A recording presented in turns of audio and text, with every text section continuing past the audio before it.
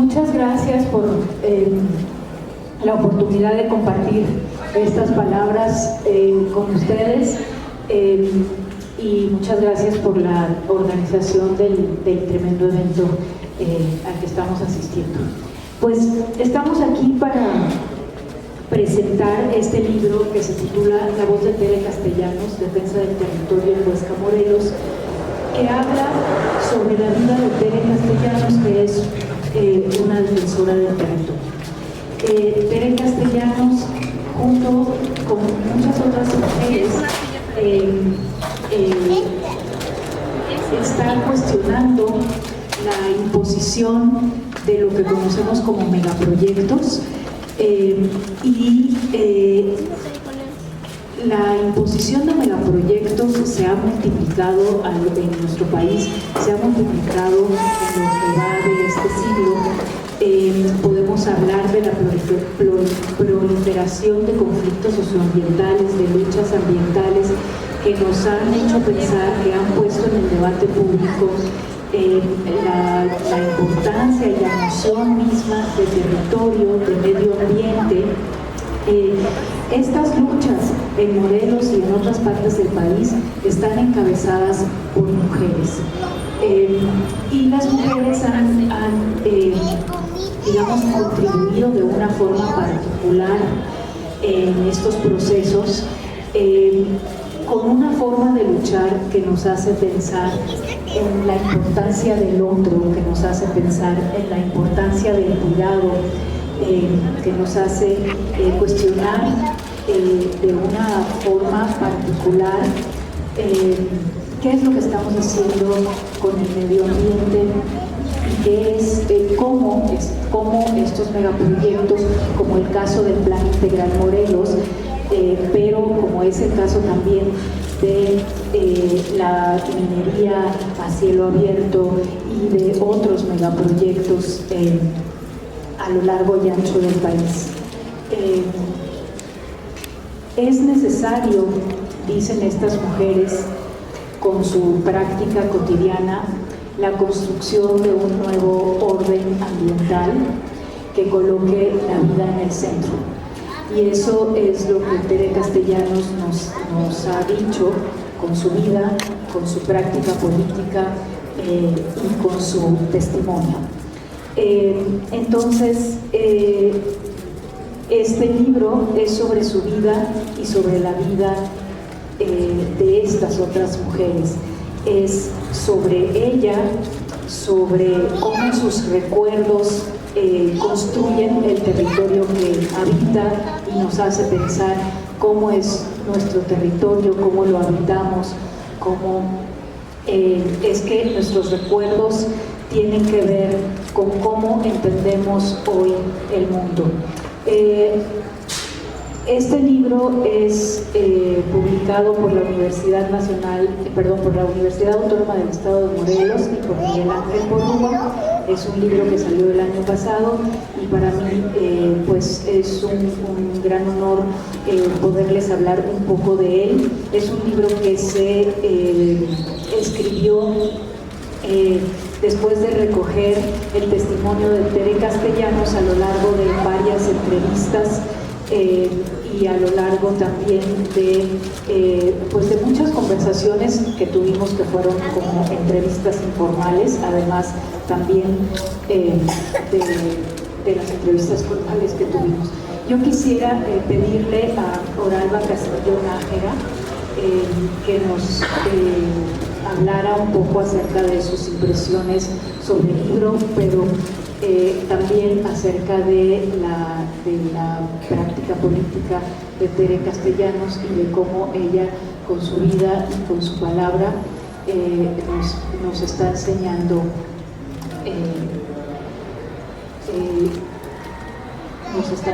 la importancia de la vida, la importancia de la lucha y la importancia de hacernos estas preguntas sobre el ambiente y sobre el territorio.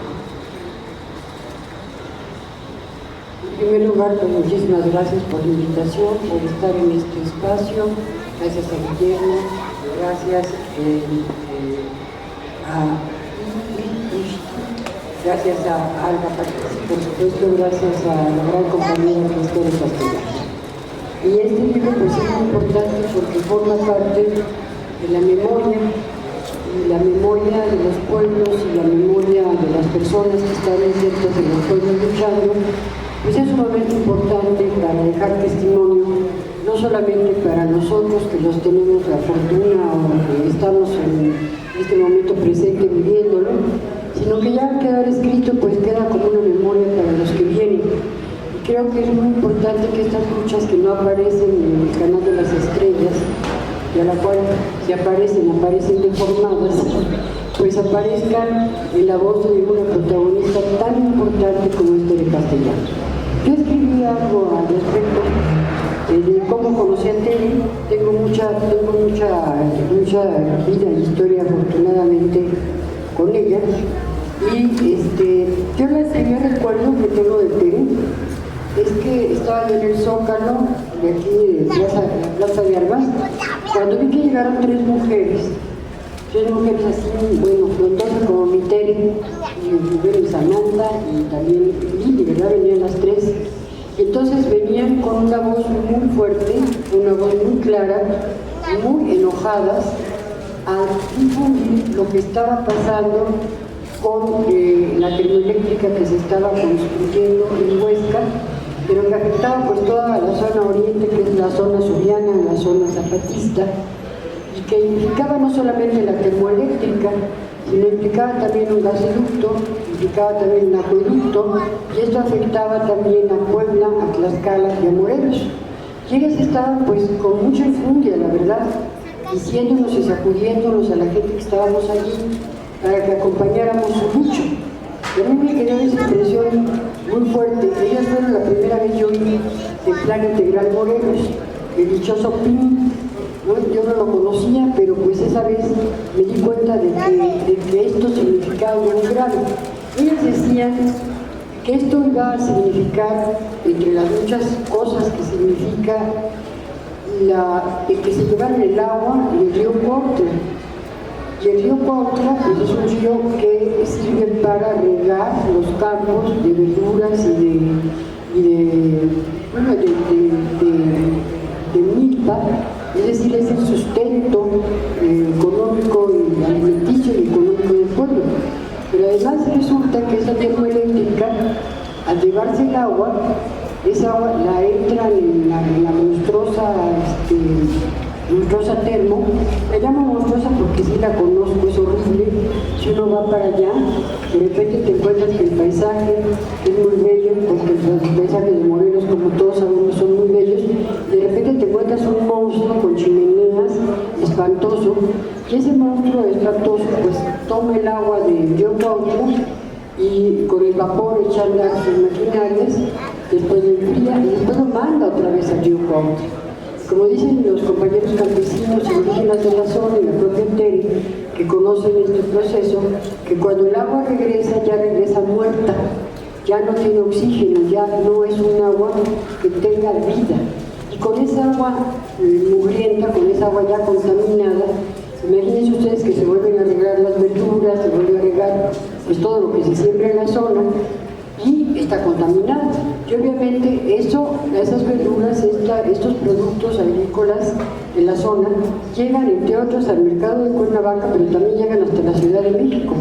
Y eso quiere decir que todos los que me están oyendo y los que no están oyendo estamos siendo afectados por esa contaminación, porque nos están contaminando nuestra comida.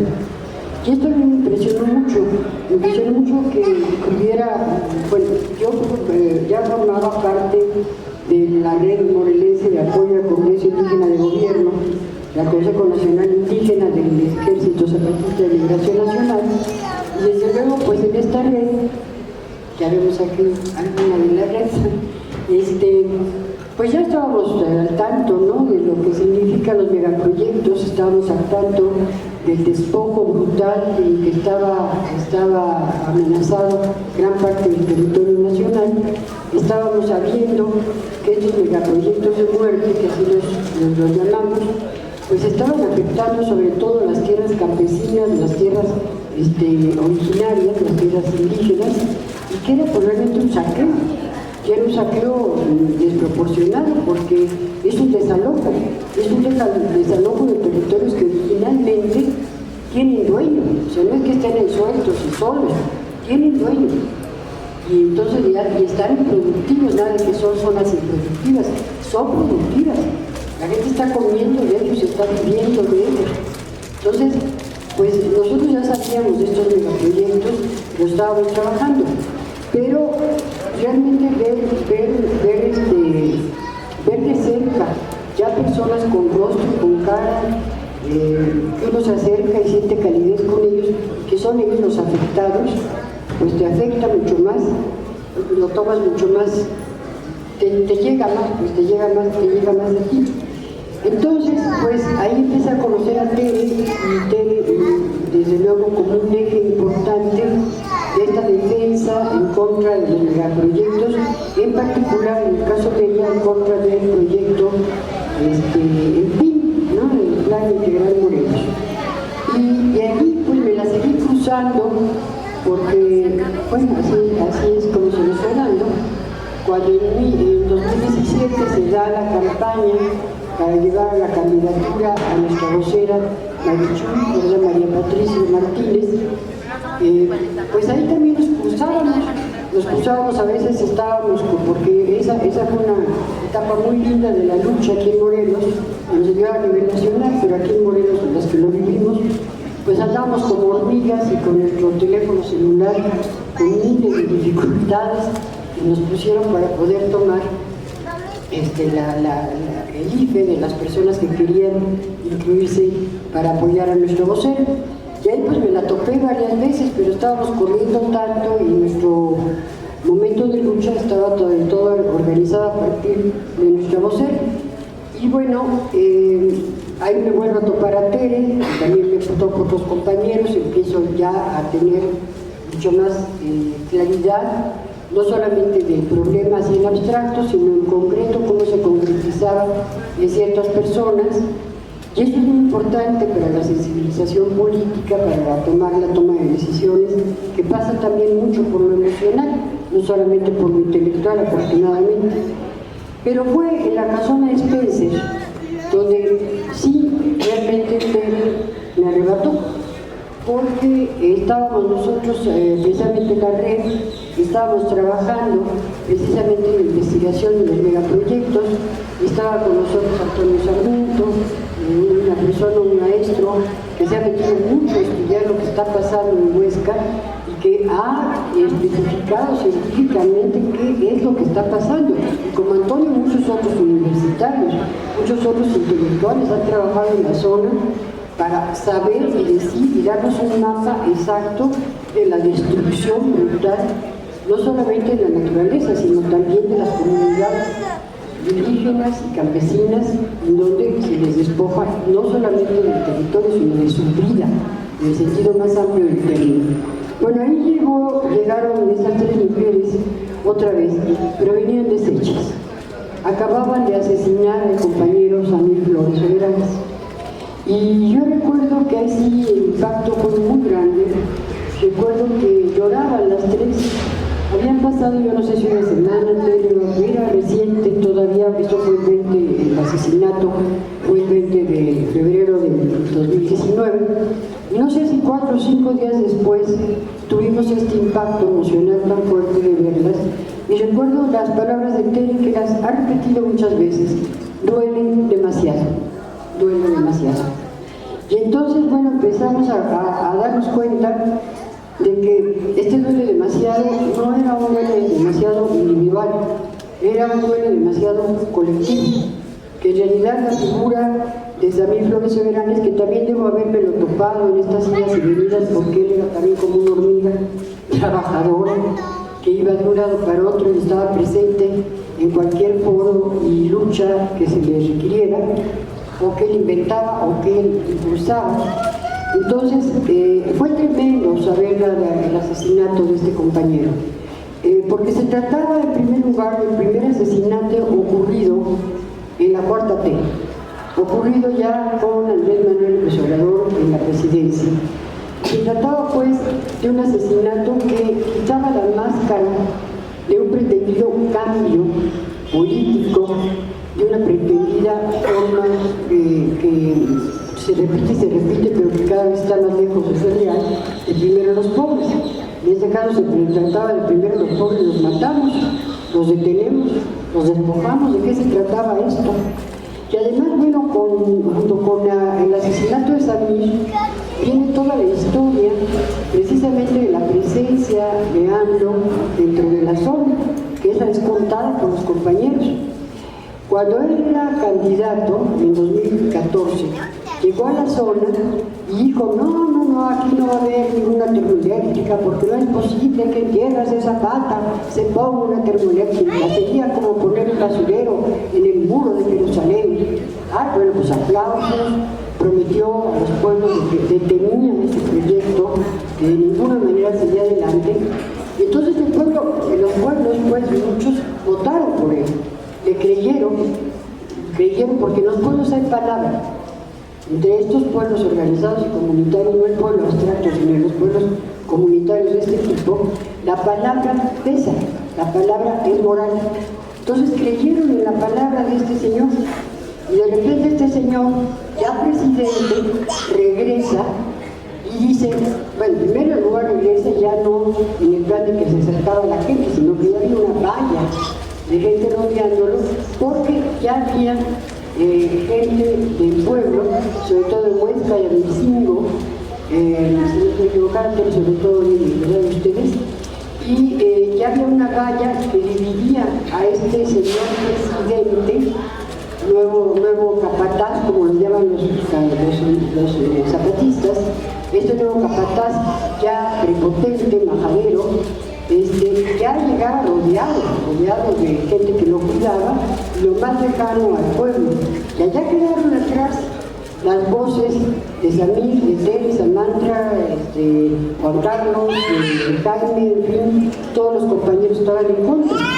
Entonces este señor se le ocurre decir, no, pues la termoeléctrica se tiene que echar a andar, porque si no se echa a andar, entonces está perdiendo dinero el pueblo de México. Y además, esto va a bajar las cuotas de electricidad para ustedes, así que más les vale que lo tomen. Y entonces, pues, ante los gritos de los compañeros, porque también lo que hizo fue poner una tarima, también de sus compañeros, es decir, estoy hablando, cuando hablo del nombre de ellos, estoy hablando del colectivo, de nosotros, de ellos, pero no un ello yo, sino un ello colectivo. Pusieron una tarima para que estuvieran viéndolo a nivel, ¿no? Porque aquí estas personas hacen que las cosas como se paran, ¿no? Ellos subieron una tarima para que quedaran cara a cara. Y claro, la consigna es una consigna que se sigue gritando, que es agua sí, termo no. Y termo fuera, no queremos a termo, queremos frijoles, queremos maíz y a termo fuera del país.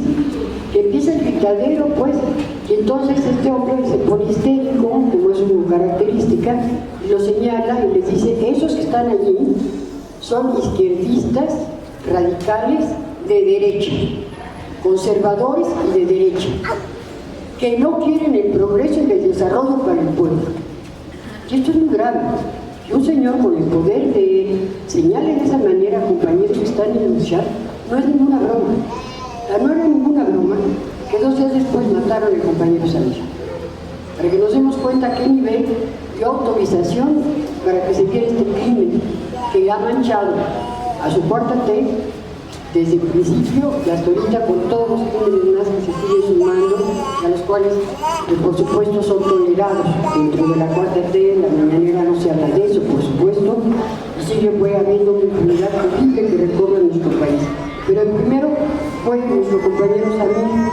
Él fue el que pues le da la voz de alarma y nos permite a través de su crimen comprender el corazón de esta cuarta que no tiene nada de transformadora, que no tiene nada de primero los pobres y que no es más que una repetición y continuación del PRI.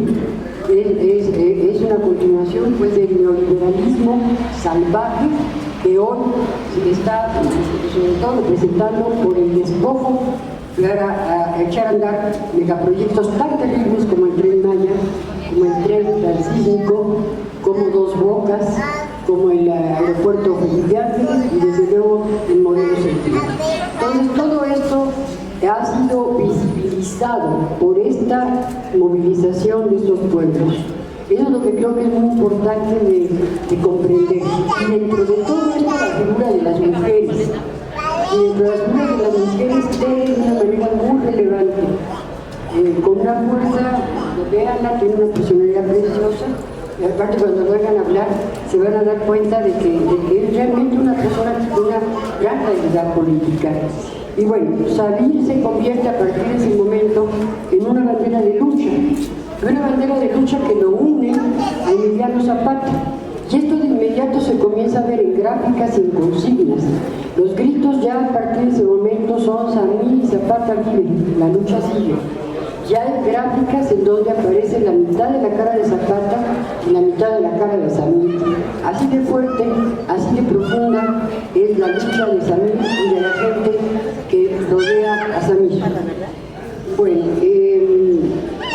para el 31 de marzo de 1919, Tere Castellano recibió el Premio Nacional de Derechos Humanos Sergio Méndez Arceo. Y yo la recuerdo en catedral, muy guapa, muy vigorosa y contenta de haber obtenido ese abrazo compañero de los que valoran y defienden los territorios y la autonomía. Esto es importante porque, Tere, este es un reconocimiento, pero has tenido muchos más. Entonces, igual que hay, digamos, esta gente, pudiéramos decirlo, ruin y perversa, también hay gente que reconoce, que sabe, que sabemos, afortunadamente me incluyo, sabemos el valor de los luchadores que nos rodean. Para el 10 de abril de 1919, en la conmemoración de los 100 años del asesinato de Emiliano Zapata, la Asamblea de los Pueblos de Metzingo convocó a una reunión a la que asistieron pueblos de muchos rincones del país. Contó con la presencia de don Pablo González Casanova, a quien pues dedicamos, ¿verdad?, un saludo a donde se encuentre, sobre todo se encuentre en el corazón y en la mente de muchos que tuvimos la fortuna de conocerlo, de haber tomado una clase con él, de haber estado sentados cuando se convirtió en nuestro comandante Contreras, allá con los compañeros zapatistas. Así que bueno, estaba don Pablo González Casanova, estaba Manuel y otros, y ahí se reunieron un montón de zapatistas, pues dispuestos a tomar Chinameca, porque el señor, otra vez repito, capataz, que ahora ocupa la hacienda de la presidencia, este capataz había desde luego mandado a hacer ya páginas,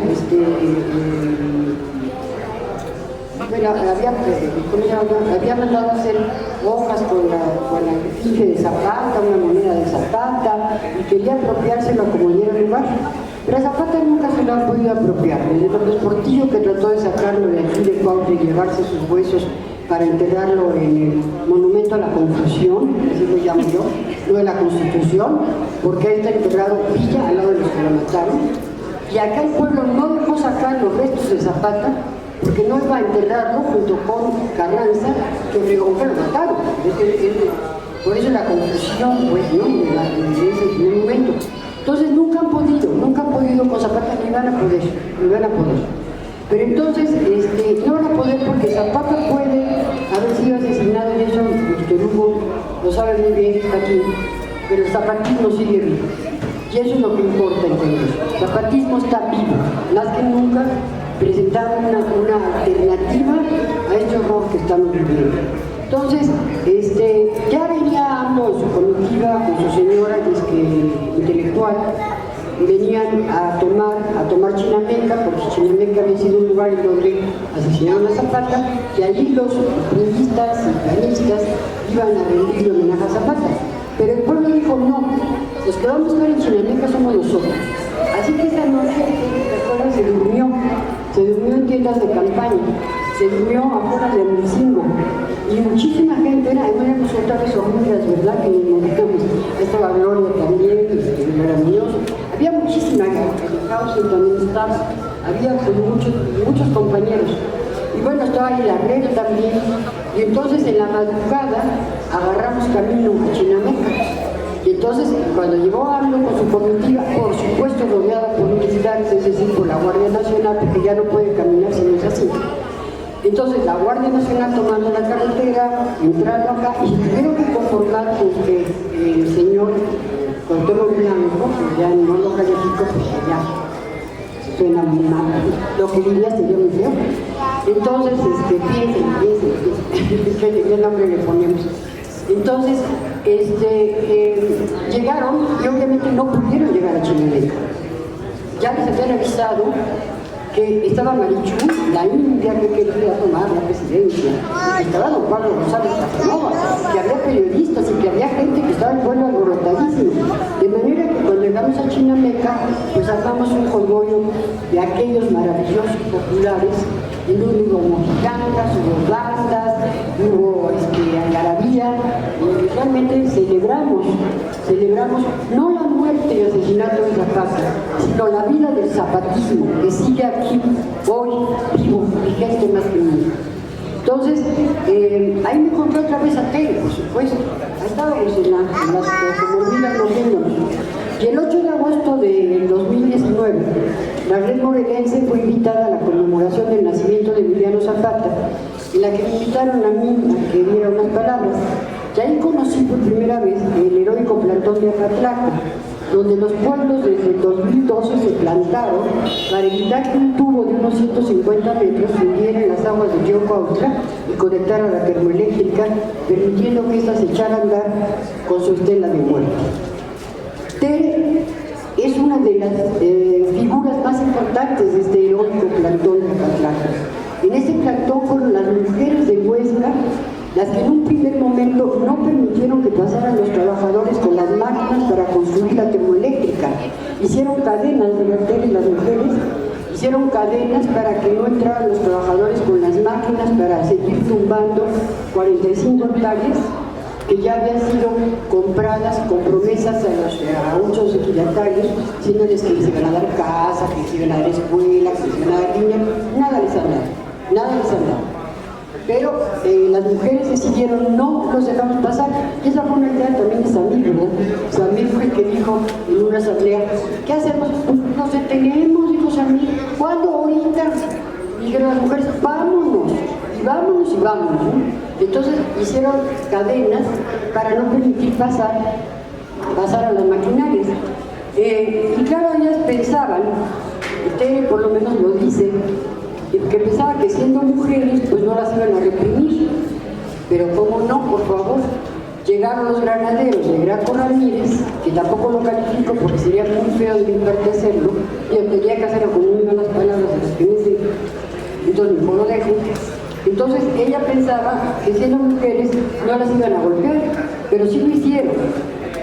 Que a pesar, como dice Tere, lo reflexiona, de que estábamos en nuestro territorio, estábamos en nuestra casa, ¿por qué venían esta gente a golpearnos? Bueno, Tere, como lo narra en su libro, tuvo como mujer que tomar decisiones muy importantes, porque en una decisión fue salirse del rol de madre y esposa a la que nos obliga una catarata patriarcal y machista que está encima de nosotros desde hace mucho tiempo. Bueno, Tere terminó con su esposo, se dedicó a ser la líder que es, y cuando le preguntan y le decían, ¿pero por qué, Tere, estás metida en esto? ¿Por qué estás abandonando a tus hijas?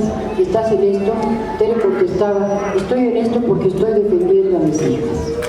Y estoy defendiendo el cielo azul, el agua limpia, las estrellas, estoy defendiendo que el Popo y el Ixtla se sigan viendo, estoy defendiendo la vida del pueblo.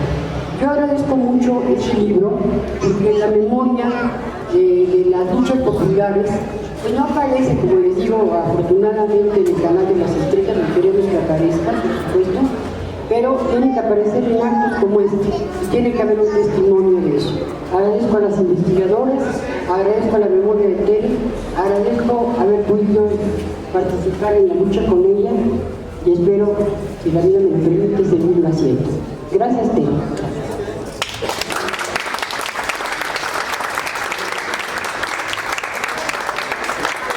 Muchas gracias. Gracias, Oralba Castillo Nájera. Ahora vamos a escuchar la voz de Tere Castellanos. Muy buenas tardes a todas y todos. Muchas gracias por acompañar acá, ¿verdad? Y escuchar pues la voz, ¿no? La palabra. Para mí es muy difícil porque es la primera vez que la voz de Tere está en un libro, ¿no? Pero también es importante porque la voz de las mujeres en la revolución nunca fue tomada en cuenta, ¿no? Creo que este es el momento en que se sepa que las mujeres también estuvieron en esa revolución, ¿no? Y que solamente se hablaba del general, de Pancho Villa, de muchos personajes de la Revolución Mexicana, ¿verdad? Pero no se toma en cuenta la mujer que estaba al lado de los campesinos, luchando, llevando el metate, cargando el rebozo con el niño, haciendo las tortillas, ¿no? En el momento exacto en el que ellos hacían un pernoctar en las haciendas que tomaban, ¿no? Y la mujer se fue dejando de lado, siempre de lado, ¿no? Cargando la carabina, cargando al hijo, ayudando al marido, pero nunca se tomó en cuenta en esa revolución, ¿no? Solamente pues alcanzamos a escuchar corridos porque pues en ese entonces así se hacía, eran los corridos que eran corridos vividos, ¿no? Como la muerte del general, y de muchos personajes en la revolución. También ahí se sabe de algunas mujeres, ¿no? Que participaron en la revolución y que incluso forman parte de algunas películas que algunos hemos mirado, ¿verdad? Y que de repente, bueno, en mi persona me estremecen esas películas porque yo me retomo al tiempo pasado y digo, hubiera sido muy maravilloso haber vivido en esa época, ¿no? Y haber cargado una carabina, haberse puesto por defender al país, ¿no? Desgraciadamente a mí me tocó vivir en este tiempo que también hay una revolución muy grande, ¿no? Que esta revolución es diferente, pero no va menos los asesinatos, las desapariciones, los golpes, ¿no? A las comunidades indígenas, a las comunidades náhuatl, a las comunidades originarias, ¿verdad? Y al mismo país realmente, ¿no?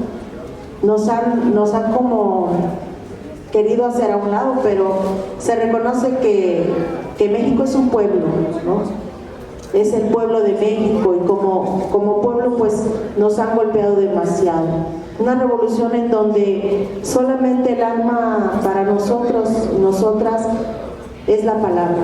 No tenemos otra arma, por eso cuando ellos llegan con sus armas pues nos limitan realmente, ¿no? Y pueden exterminarnos como lo hicieron con el compañero Samir Flores, que les dolió tanto su voz y su palabra, su verdad, que decidieron asesinarlo. Y asesinan al hombre, asesinan al personaje, pero su palabra sigue acá, su palabra sigue vigente y sigue luchando y sigue resistiendo, ¿no? Y nunca nos imaginamos que Samir, cuando él estaba vivo, pues su palabra se escuchaba en parte del país, ¿no? Pero cuando lo asesinan, Samir se fue y brinca el charco, ¿no? Y resulta que Samir se escucha casi en el mundo entero, ¿no? Y la indignación del asesinato no solamente nos duele a nosotros, los mexicanos, sino también le duele al mundo, porque él ha sido un personaje con un ideal zapatista muy igual al general Emiliano Zapata. Y pues en este libro se narra un poco del conocimiento o de la palabra que nos acercó con Samir, ¿no? De el abrazo que tuvimos como compañeros de lucha, ¿no? La familiaridad que se llegó a impregnar con el paso del tiempo, ¿no? Tuvimos mucho trabajo con él, con otras compañeras como los de la red. Siempre pues recordamos, aunque ya no estén, los compañeros del Yo Soy 132, que también fueron parte de esta lucha y que algunos de ellos se quedaron y siguen siendo parte de esta lucha, ¿no? Y ahí en este libro pues yo lo que narro es mi niñez, ¿no? Cómo ha sido, cómo fue mi vida, ¿no? Entre tanta pobreza, entre tanta necesidad, pero mi vida era muy bonita. Yo era muy feliz, ¿no? Para mí todo era color de rosa, ¿no? Era felicidad, pero al llegar a una edad de 12, 13, 14 años, mi vida fue diferente, ¿no? El pensamiento siempre fue no dejarme, no permitir que me pisaran, ¿no? No permitir que me trataran mal. Entonces en ese libro ahí se narra una parte de cómo yo quería vivir en una época, pero me tocó esta, y es lo mismo, ¿no? Estoy en una lucha muy importante.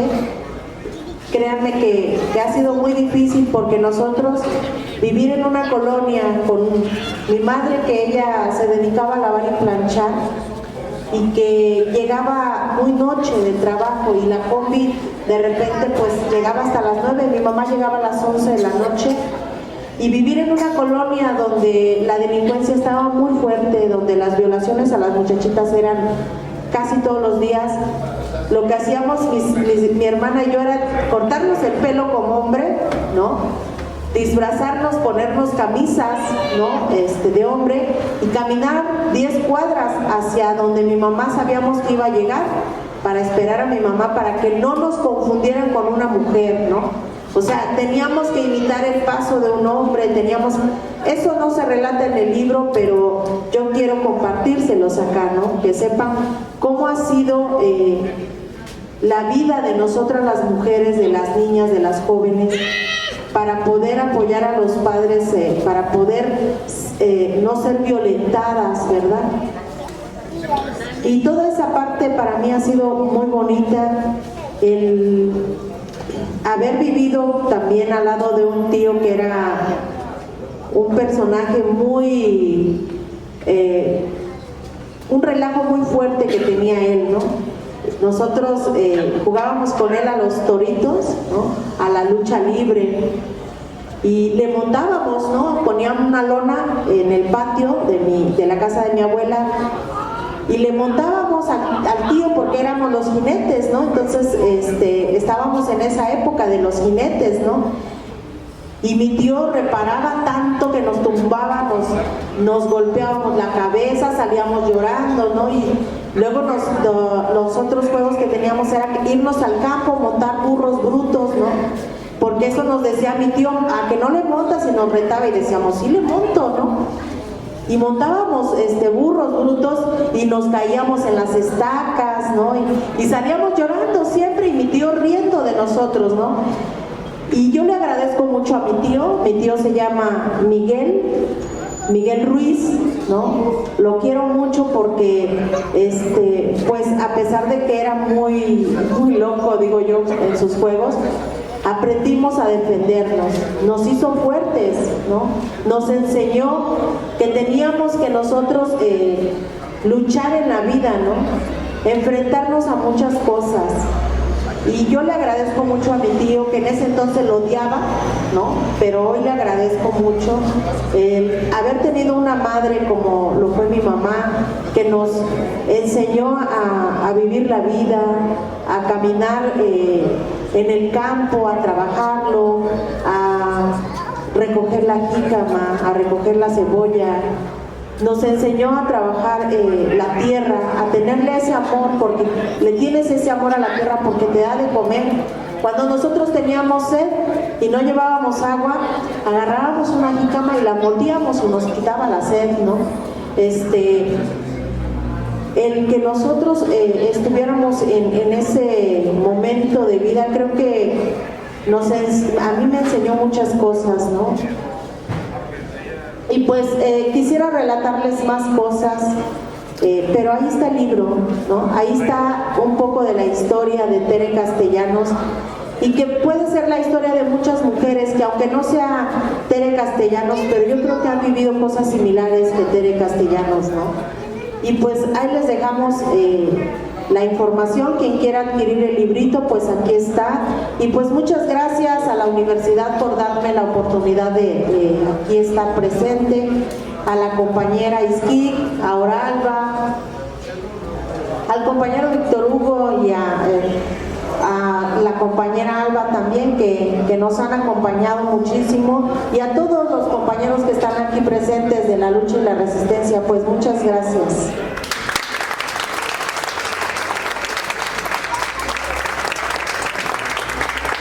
Muchas gracias, Tere. ¿Alguien tiene alguna pregunta o algún comentario, algo que quisiera preguntarle a Tere o acerca del libro?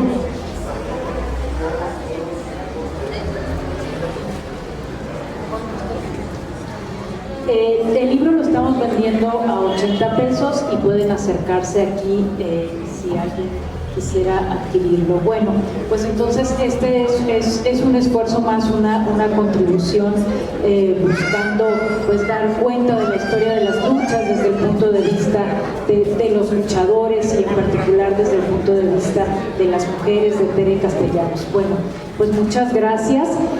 Gracias a los organizadores nuevamente, especialmente gracias también a Jade Gutiérrez, la directora de Publicaciones y Divulgación, que está aquí presente. Gracias al doctor Guillermo Peinberg y a todos los que se han esforzado tanto por la organización del evento. Muchas gracias. Les vamos a dar